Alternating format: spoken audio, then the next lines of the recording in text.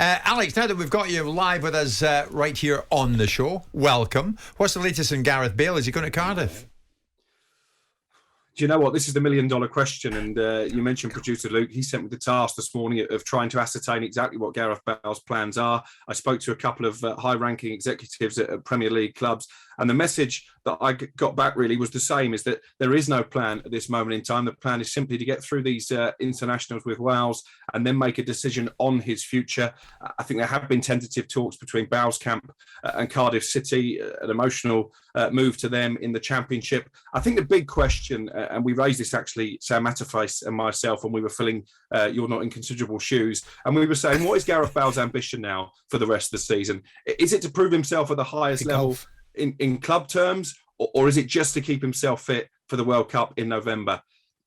I'm leaning towards the latter, and if that is the case, I think maybe a move to Cardiff or the MLS makes more sense than the Premier League. And I think actually those ambitions of just simply tried to tick over and then represent his country in Qatar might put off a few Premier League clubs. That's the vibe I'm getting this morning. Well, he doesn't really give us a pointer of any description. This was Bale on the very matter when he was asked about it.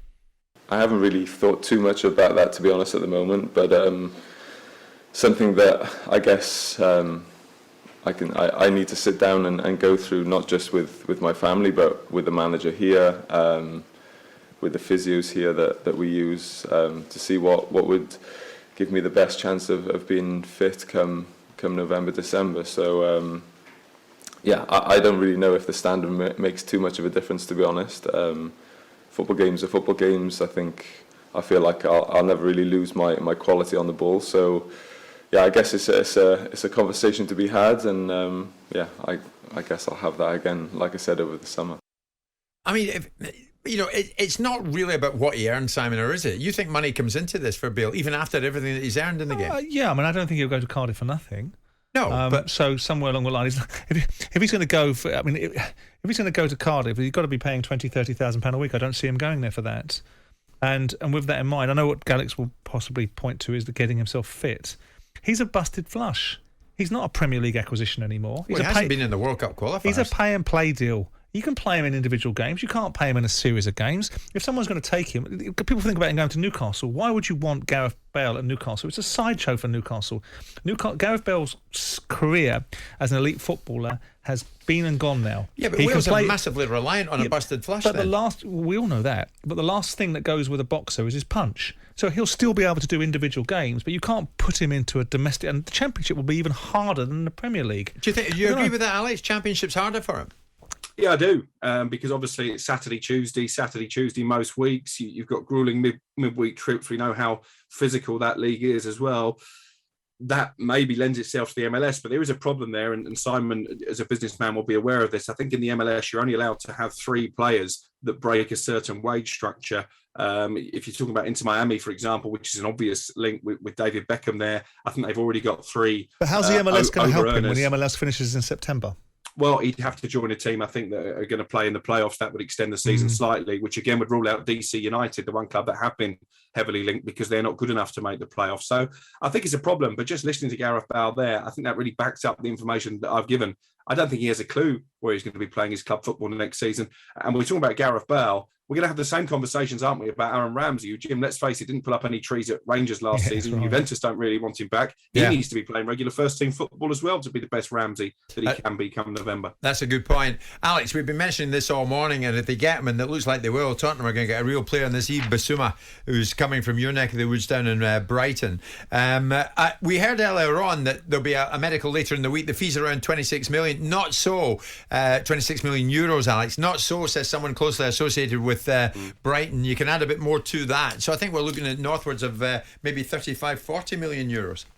Yeah, I've been told it's more than £30 million with the add-ons. I think it'll be around about £24-25 million up front. A medical, I believe, has been penciled in for Thursday. And this is Tottenham again getting their business done early. They've already got Perisic through the door. I think that's a very intelligent signing, particularly when it comes to Champions League. They've got Fraser Forster as a backup goalkeeper. Jed Spence, as we spoke about yesterday, I think will be on his way to Spurs. They're still looking at Richarlison as well. This is Antonio Conte being backed in the window. And I tell you what, an Yves Bissouma, he has got a player there. I've seen him a lot for Brighton over the years. He has the potential to go right to the very top. So £30 million, the fee. That is relatively cheap for a player of his quality. It's because he's entering the last year of his Brighton contract. There's been no movement in terms of negotiation, so it was always obvious they would sell him this summer. I think Tottenham have got a terrific player on their hands. And Alex, James Ward-Prowse, is he coming out of Southampton? Is he in the move? I don't think so. I think Southampton will be relieved that Tottenham have signed Bissouma, because that probably takes James Ward-Prowse off their list. I know there's serious interest from West Ham, but Southampton unfazed by that. They don't believe that James Ward-Prowse will make what they perceive to be a sideways step from Southampton to West Ham. I think if a Manchester City or a Manchester United came in for James Ward-Prowse, maybe he would have a decision to make. But he's the club's top earner, not just currently, but in their history. He's the captain. He's settled on the South Coast. At the moment, I think he will stay unless one of those big guns make an offer. Okay, and Sven, is it Botman is back in the news and maybe heading to Newcastle United? Would that be right? Yeah, we spoke about this yesterday. Newcastle at that stage were quite confident in getting a deal done, but it seems that Lille are playing a few games late in the day. They want more money maybe than Newcastle are prepared to pay. I think Newcastle are willing to pay £30 million. The asking price seems to have gone up to £36 million. I was speaking to somebody last night about Newcastle, not necessarily about this deal in particular, but despite the fact they've got the Saudi cash, they're not willing to pay over the odds for players. We saw that in January. If they think that teams are adding on a so-called Newcastle tax, they will just walk away from deals, and they're threatening to do just that when it comes to Sven Botman.